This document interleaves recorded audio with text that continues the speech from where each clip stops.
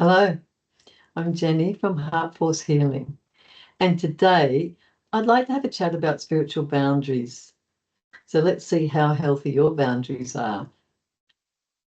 The truth of the matter is that most people go through their lives not knowing how to maintain healthy spiritual boundaries.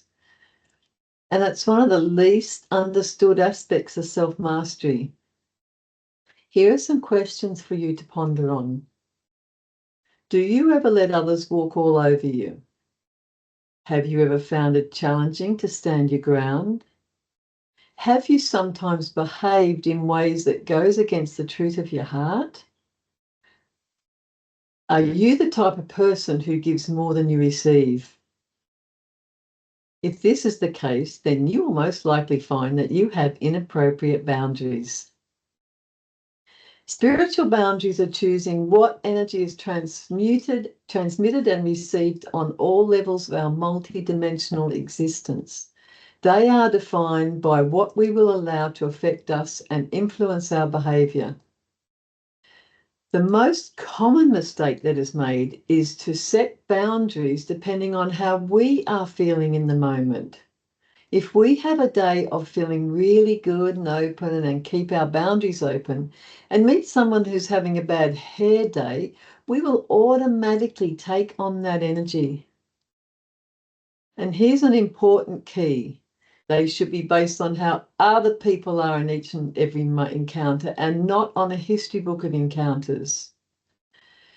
So it's a moment by moment feeling experience. Receiving and transmitting frequencies of fear or unconditional love and above is entirely our choice.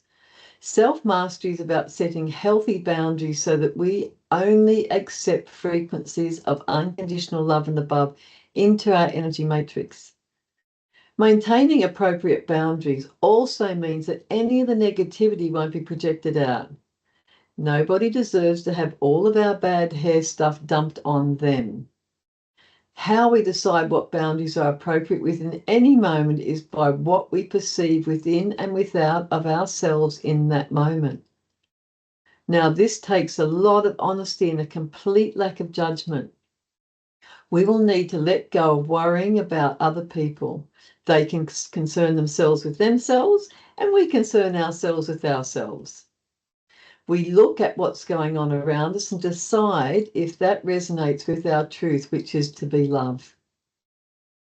I like the way Michael King expresses it. I choose the new and I choose to experience love in each and every moment to its fullest capacity. I won't judge or criticize or ridicule you for your choices. I have my journey and I respect your journey. I love you, but if you have any ideas about me not being about love, you can keep them because I'm setting my boundaries to be all about love. Any ideas you may have about me not being about love are none of my business, and you can have your own trip and I'll leave you alone. If you try and push me off balance, sabotage me being loved, then I'll take appropriate steps to ensure that I'm able to be loved in each and every moment. I will set my boundaries accordingly. I'm not going to ask you to be anything. So you've got the power and I've got the power. It's not that we're asking others to be exactly the same as us or to support us. Others can choose whatever they want. But if they oppose our choice to be loving each and every moment, then we choose not to have them in our life. We live and let live. If they want to be in our life, they can do anything other than openly oppose or assertively use their energy to oppose us, being love in each and every moment. We have the power to choose who we have in our life. Boundaries become inappropriate if we have given our power away because we need something, we're attached, or we have a fear of such things as change or failure. Ultimately, we need to search our own heart for whether or not the negative ego is actually in play. Loving the truth is an essential ingredient because we need to be able to perceive the truth in each moment to have healthy boundaries. The 5 or 6 most significant people in our life are what we're going to become in our behaviour. We need to be careful who we're hanging around with or engaging with, or even who we're thinking about most of the time. If we're thinking about the people who are pains in our life, who are trying to openly stop us from being what makes our heart sing, and they're occupying our consciousness a lot of the time because they're trying to push us off center and create different realities for us, then we're going to become more like them. The good news is that we can choose our reality. If someone's trying to create a reality around us, which is not the reality that we told them we want, we're probably going to have to get rid of them out of our lives. However, if they aren't trying to change our reality, but they just press our buttons, then they just fall into the category of being our master teacher, because they're giving us an opportunity to stay in our mastery and not be pushed off center and be love when faced with situations that are not love. We have to be able to distinguish between truth and illusion and listen to the voice of the heart. We discern how trustworthy other people, a situation, a group or organisation is by determining their level of clarity, how loving they are, and how much fear is motivating them. If someone isn't mentally and emotionally clearer than us and we open ourselves up to them, all they can do is muddy up our system.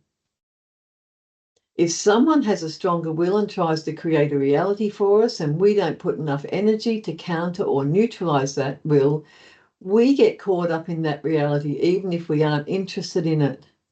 They can splice into our energy matrix through cords and energetic connections and interface with the aspect of our nervous system that normally receives impulses from our own desire and will centers.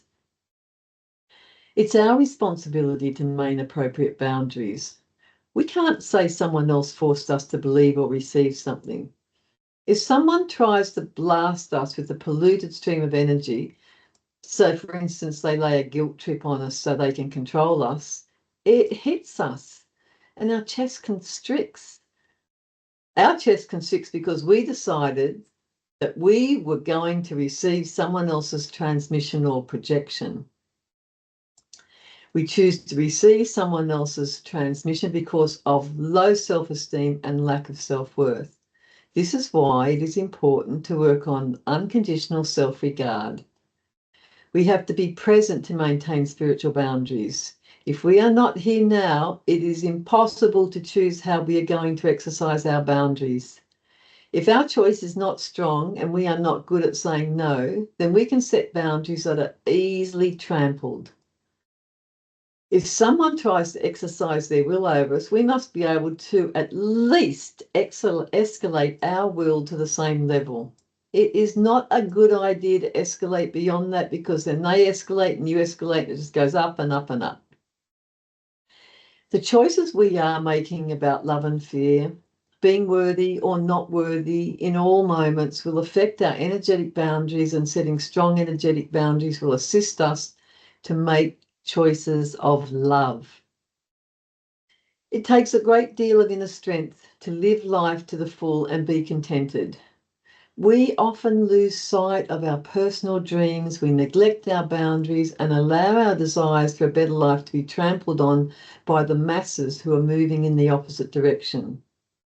Wake up from mediocrity and gain the confidence to live fearlessly and love openly. The first step to having appropriate spiritual boundaries is having good energetic hygiene, so that we are clear enough to be able to perceive what is going on in our energy field and our environment. Can you imagine how different the world would have been if we were taught this as toddlers? By gaining this discipline in ourselves, our children will learn from us. Please see my video on energetic hygiene for more on this topic, and click on the link below for details on how to get the energetic hygiene resource. If you enjoyed this video, please subscribe to my channel and like this video. Thanks for watching. Lots of love.